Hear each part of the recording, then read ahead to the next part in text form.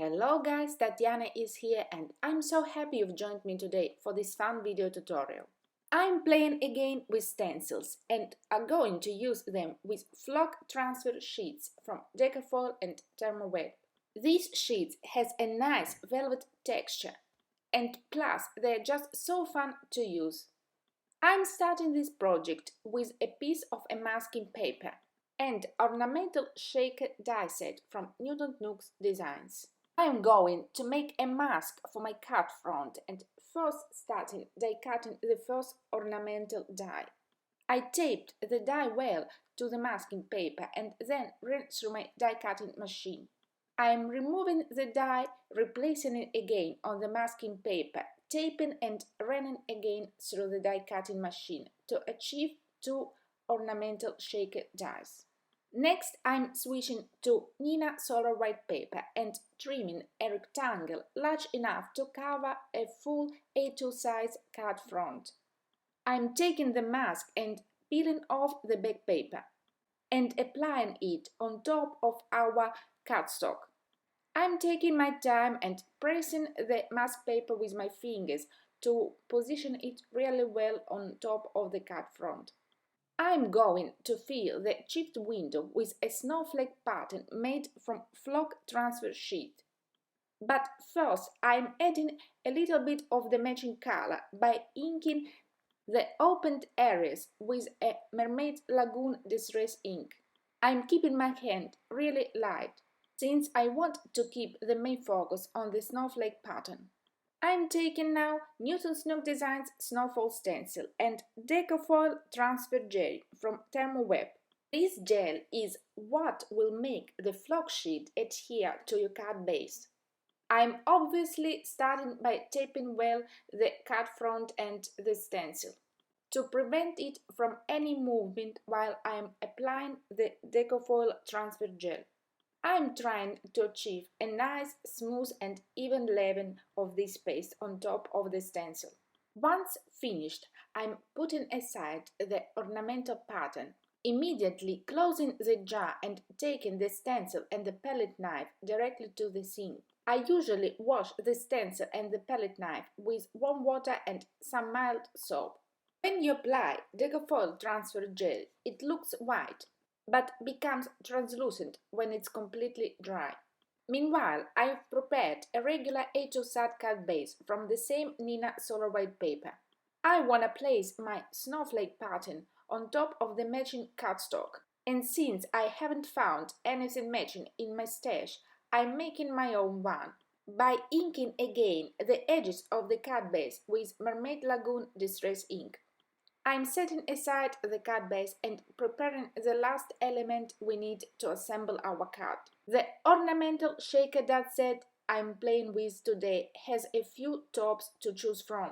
I'm taking one and die cutting it twice from a metallic glitter paper. As you notice, I haven't removed the masking paper from our snowflake pattern. And so I'm coming about 30 minutes later, while the transfer gel is not completely dry. I'm carefully removing all the masking paper around the ornamental die and put it aside again for a few hours until it's completely dry. I'm coming back in a couple of hours and now, as you see, transfer gel is completely translucent and that means that it's completely dry. Transfer sheets work exactly like foiling paper. You need to use a hot laminator and I preheated my one for about 20 minutes. I've also trimmed a piece of a flock transferred sheet in blue diamond color to the size large enough to cover the whole ornamental piece. You have to place the flocked colored part of the transfer sheets on top of your transfer gel. Then I'm inserting both pieces in a parchment paper. Finally, I ran the whole sandwich inside my laminator. I'm also adding another piece of a cardstock for an extra pressure. Therm recommends to run the piece twice, but I ran it 3 times just to be sure that the flock sheets adhered really well to the cut base. The final result is really gorgeous. It's hard to capture on camera the velvety texture and the soft look of these flock sheets. Plus, the achieved pattern came out really neat and clean. The final step before assembling all the elements together is a matching silver heat embossed sentiment. I've treated the cardstock with an anti-static powder before stamping on top Mary Everson sentiment from Newton's Nook Designs Sentiments of the Season stamp set. As always, I used Versamark clear sticky ink for the heat embossing and silver fine embossing powder from Ranger. I'm slightly trimming our rectangle panel and then starting adhering the top part of the ornaments with Tombow Monomulti liquid glue. I've added a matching silver string to the lower ornament to add some extra little finish touch to my card. I'm taping the string on the back side and popping the whole panel on a foam tape. Next, I've decided to add two tiny bows to the top of our holiday ornaments. I've doubled up the silver string I used before and playing around until I'm satisfied with the result. To adhere both tiny bows, I'm using multi-medium matte liquid adhesive from Ranger, since it holds well and dries matte and clear. And this card is pretty much done. The flock transfer sheets were so much fun to use.